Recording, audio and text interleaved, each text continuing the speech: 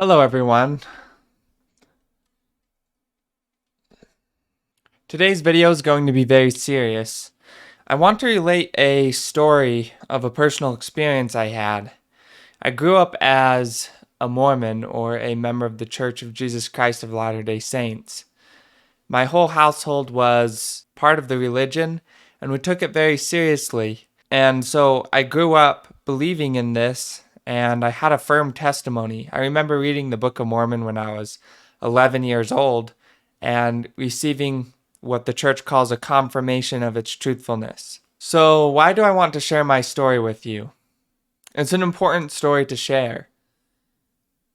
There's a lot of people who are still part of these religions, these institutionalized religions, and I think that we can do better, although I don't think that they're necessarily bad or wrong. I think that certain aspects hold us back as a society. It's a very complicated problem. So I've wanted to refine my thoughts on the church for a while now, and I figured that making this video is one way I can do that and hopefully share and refine my thoughts as a result with all of those who choose to watch this video. As a kid, I was very curious. I asked a lot of questions, and I was also homeschooled. And there's a lot of connotations that come with being homeschooled, but one of the great things is that my education was focused on what I was interested in. And increasingly, I found myself interested in scientific videos, philosophical videos, debates, and discussions. And I began to formulate a broader interest for society writ large early on. Back then, nobody really realized what these platforms were, I would say. YouTube in particular was both a platform for watching other people play video games. It was a platform for cat videos, memes, vlogs. I became obsessed with philosophical dilemmas and scientific dilemmas. I would say I became obsessed with trying to understand truth. This was around the same time for me that I was becoming very, very faithful in my religion. And I became very concerned about the truth. I saw how deception, untruth, falsehoods led people into not living the best lives that they could live. When I was around 15 years old, I remember watching a debate between four scientists on God. It was a televised debate. One side argued for the existence of God, and the other side argued for atheism, or secular humanism, I would say. But the thing that disappointed me was that the side that was arguing for God didn't seem to make an argument for the existence of the God that I advocated for as a kid, and the God that I was taught about, which was a loving Heavenly Father that listened to your prayers, that was concerned with your daily life, that wanted you to live a loving, serving life. What seemed to happen in these debates, I would say, is that scientific truth was not disputed. It left the people arguing on the side for God to pick up the pieces and put together a narrative and an argument that post hoc inserted God into the scientific worldview, and it seemed absurd to me. After thinking about this, I asked my, I think, first very serious question, which is, what if all my experiences with God were created by my brain, by my biology? Seemed like something that would make sense scientifically, right? That my brain could be able to conjure up these experiences for myself. And you can see already the subjectivity-objectivity dichotomy in my thinking. I was thinking, subjectively, am I experiencing this? What is the objective outer world explanation? Because I had experienced God already. I'd experienced the Holy Ghost. I'd experienced all these things that the church told me about. But I became concerned about the possibility that there was a scientific explanation for all these experiences that didn't have to posit the truthfulness of my religion, the LDS Church, or the truthfulness of, or the reality of God's existence. After I asked this question, I actually experienced immediately this sort of spiritual drought, I would say, where all the experiences I was having before vanished. I think because I couldn't suspend disbelief is like a good way of putting it. And I remember going to a teacher's quorum at the time and sort of relating my doubts to the class, and the whole classroom went silent, speaking, but it felt good to get it out. I was still looking for ways to justify it, and so I think I ended my speech with something hopeful. I wouldn't say that it was exactly a orthodox perspective on a testimony in the church. So as time went on, I found ways to reconcile my beliefs, and I continued to pursue my devotion to the church. I always knew from the time I was young that I was going to go on a mission. So I was called to Quito, Ecuador, and then I was reassigned to the Spokane, Washington mission as a result of COVID-19. So through a series of experiences on a missionary, I had my beliefs challenged, as all missionaries do, right?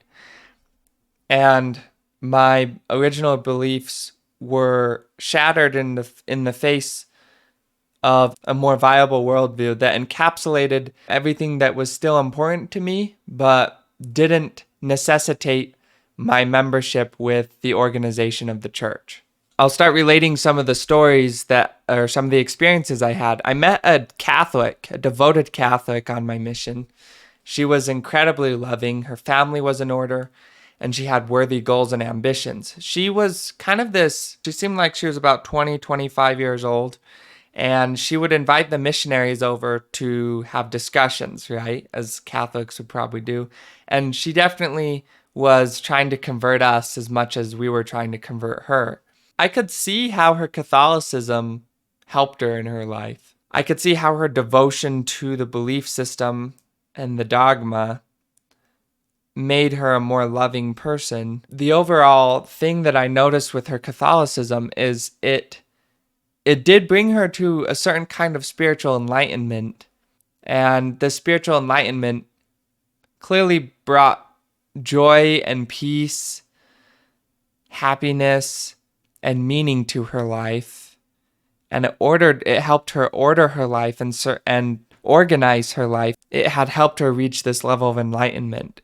So this was troubling to me because I could see exactly how these sort of spiritual transcendent experiences and enlightenments could be caused by religions that were different from my own.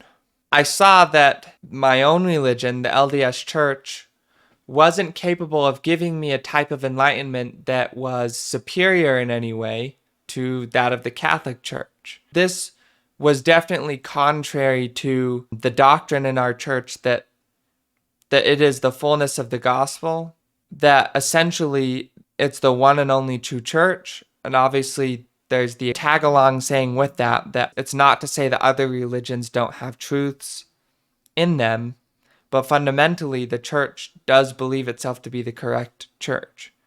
It does believe itself to be in harmony with God. It believes that it is the reinstatement of God's kingdom on the earth, and that it is run by prophets who are divinely appointed, who lead God's people to salvation and to live moral and Christ-like lives. These pillars of the church were challenged by the enlightenment I saw in this Catholic lady. That type of enlightenment challenges the unique spiritual footing that our church claims to have with God. So she also taught about the Trinity, and I started to investigate her claims about the Trinity, and I found that what she was saying about the Trinity being taught in the Bible seemed to make more sense than the Mormon doctrine of the Godhead. And I could see how the Bible truly did teach a Trinitarian worldview, and this is obviously disputed among theologians, but personally, I still believe that the Bible teaches, the King James Version of the Bible specifically, and the ESV version. These versions of the Bible do teach a Trinitarian worldview, And I think that it's very difficult to dispute that. My response to this as a missionary was still, I think, to fall back onto the dogma, which was that the Bible wasn't translated correctly. The LDS Church takes a perspective that the sacred works of the Bible, the Book of Mormon, and all of those texts are not infallible works of God, but rather inspired works that have the flaws of mankind in them sometimes.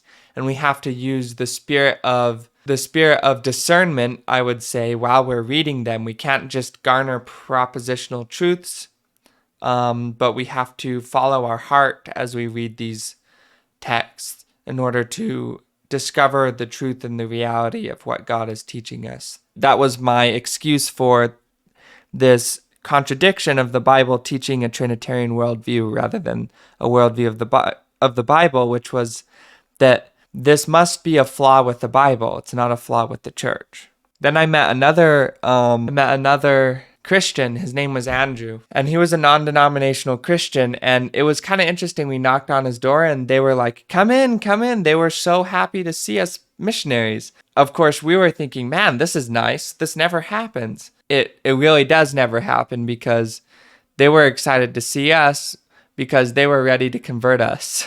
So again, I started to get into these debates. We had lots of discussions. I learned a lot. I think we both learned a lot from these discussions. Again, in this situation, however, I noticed something, how we would come out of these debates and these discussions, and the propositions and the dogmas and the a priori conclusions that we were taught in the church were adequate defenses for the arguments that were being made towards us from these non-denominational Christians.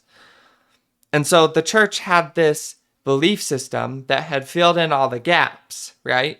It had filled in any hole you could bring up. It had a verbal response to that. It's very coherent, propositionally.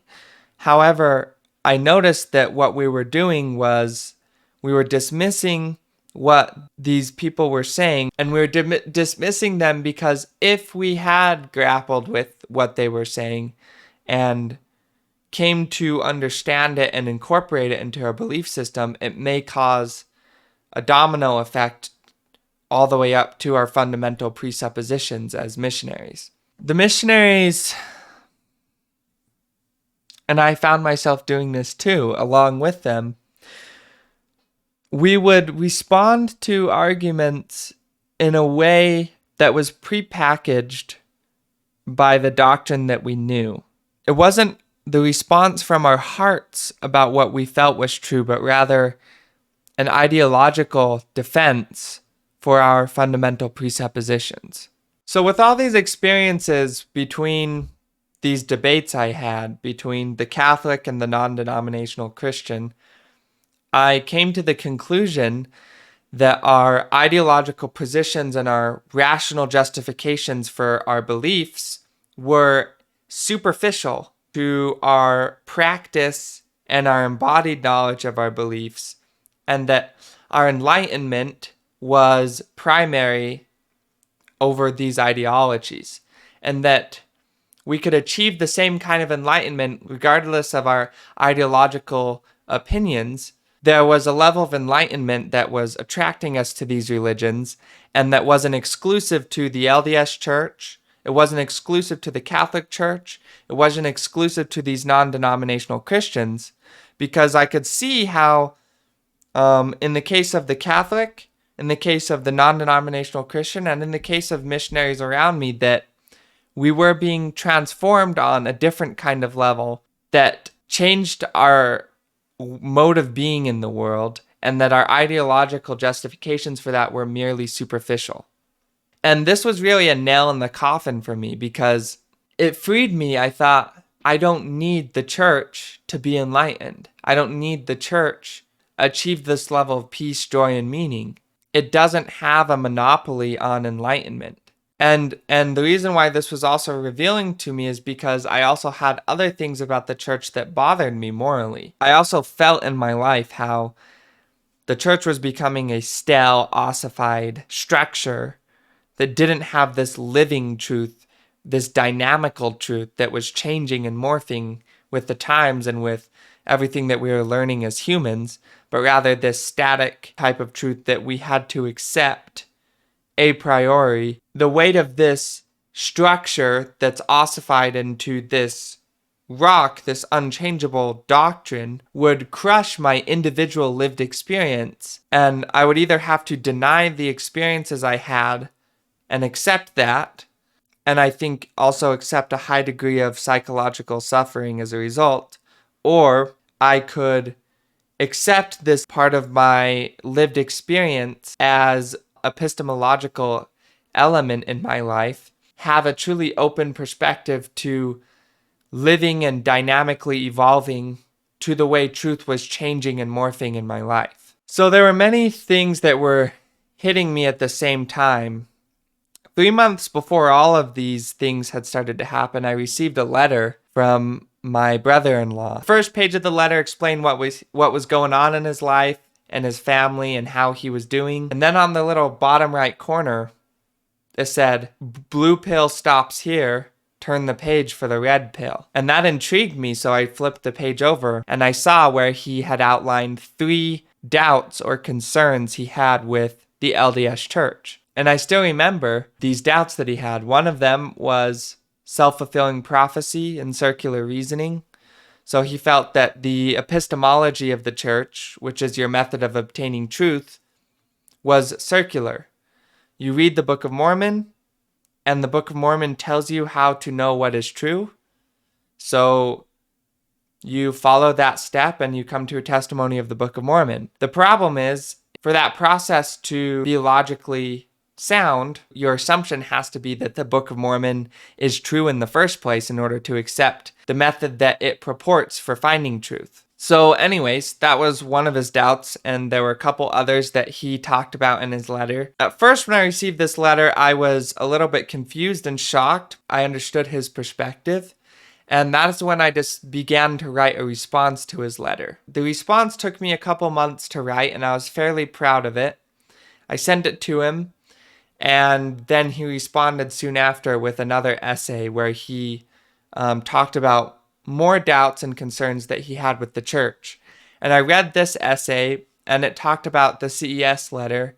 It talked about Freemasonry and its relationship to the rituals found inside the temple. Among some other things, I became very interested in these historical critiques of the church, mostly so that I could try to bridge what I felt was an increasing rift between members and non-members. And I felt like my desire was to be a bridge between these two perspectives, because I felt like I had a firm grasp on an atheistic and agnostic secular view, while at the same time having a firm grasp on what I felt was valuable and true about the Mormon Church at this time. So his doubts intrigued me in such a way where I wanted to bring together everything and come up with a synthetic response to everything that I was experiencing at the time that reincorporated and rescued my membership in the church, while at the same time helping those who were doubting, who had left, feel like that their concerns were truly understood and truly heard. This desire is ultimately what led me to the removal of my church records a couple months later. So as a missionary, I started keeping a list of questions that I had. I would go to Gospel Library. I would visit, later I found out about fairmormon.org, an apologetics group. I started looking and reading as much as I could get my hands on to answer these questions. Here are some of the questions I had. How does the church reconcile human evolution with the creation of Adam and Eve as the first humans? Are the stories in the Old Testament literally true? In other words, do I believe in the literal truthfulness of the story of Noah's Ark or other such miracles found in the Bible and the Book of Mormon? Is God a God of miracles? That last one was particularly one that I became very obsessed about and tried to understand. Eventually, with my questioning, I started getting answers. However, my answers were not aligning with the canonically viable church's stances. So, for example, with the evolution question, the church is agnostic about the evolution of other animals, but reaffirms that God created Adam and Eve as the first humans, quote, out of the dust.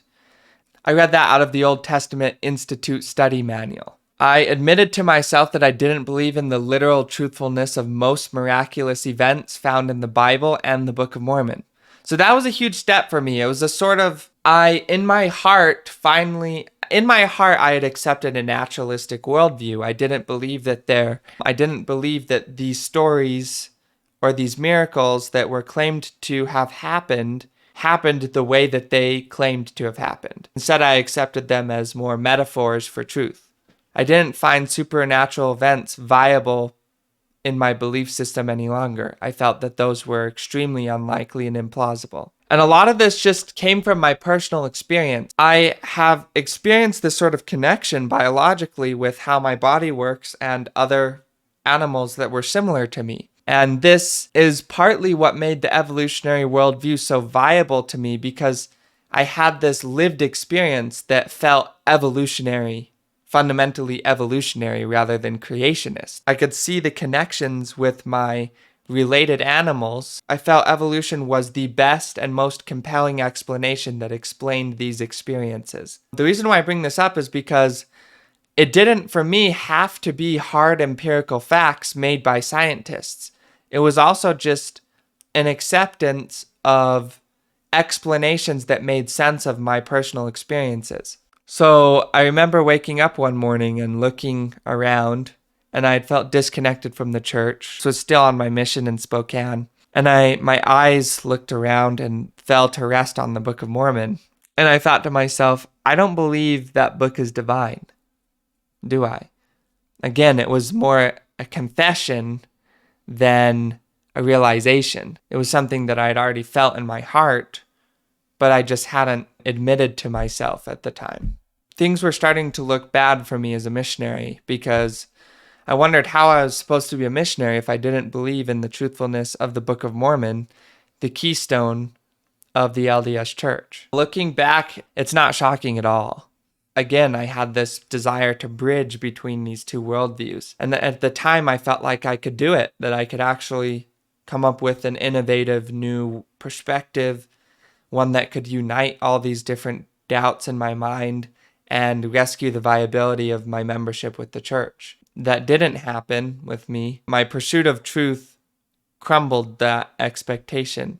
The ramifications of that were hard to understand. They were chaotic, and I didn't know what was going to happen to me. So that's when I drafted the infamous essay. It was an essay that I sent to my entire family and friends about a week later that attempted to explain what had changed for me and why.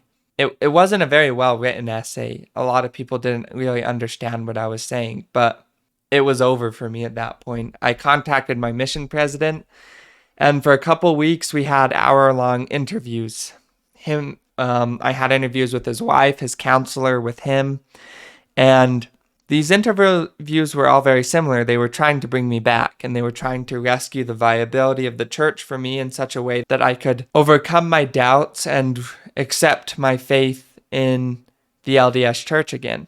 They made a lot of implications, haphazardly, I would say. I don't think this was their intent, but there was this persistent implication that my leaving of the church was going to result in a painful, dark life. I was going to lose this type of joy and meaning that they felt that was exclusive to their membership with the church. That implication repeatedly hammered against me, and to the point where I felt like I was going crazy. I asked myself these questions like, did I really give everything I had to the church? Did I really give it a fair chance? Was I ignoring the promptings of the Holy Ghost? All these questions were hitting me, but I meditated and remeditated on them, and I concluded again that there was no way for me to go back, and that I truly believed in my heart the direction that I was going in was more truthful than my previous worldview. In retrospect, I'm glad I made that choice. So then I decided I was going to come home. I remember the day I stopped talking as a missionary. We would go to appointments and I wouldn't speak at all. I felt like if I spoke, that I was living a lie.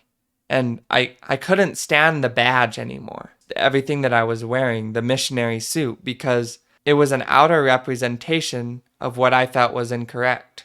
What I felt didn't stand up to what was real. And so what I did was I stopped speaking as a missionary. I stopped teaching. I left it all to my companions.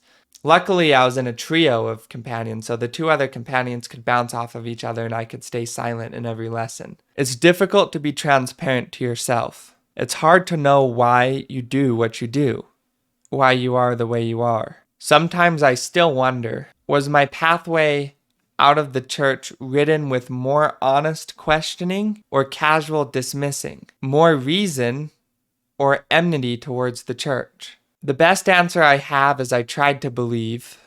I tried to do everything the way the church taught. I tried to do what was right. And yet I believe that I would have betrayed my conscience by staying in the church. I can say what I believe without wondering, what's the church's position on this? I feel like now I have more integrity and more honesty than what I had while I was in the church. Thank you for listening to this long rant, this long story about how I went from being a faithful missionary to becoming an agnostic. I want to make more philosophical videos on this YouTube channel and focus more on the humanities, I would say. I'm very interested in art, literature, politics, and philosophy, and I want to contribute my unique perspective to these things. And I hope that this YouTube channel can be a good outlet for me to be able to do that and receive lots of feedback on my views and hopefully transform in the process, burn off any inaccuracies in my belief system. Thank you all so much for watching this video, and I hope to see you all in the next one.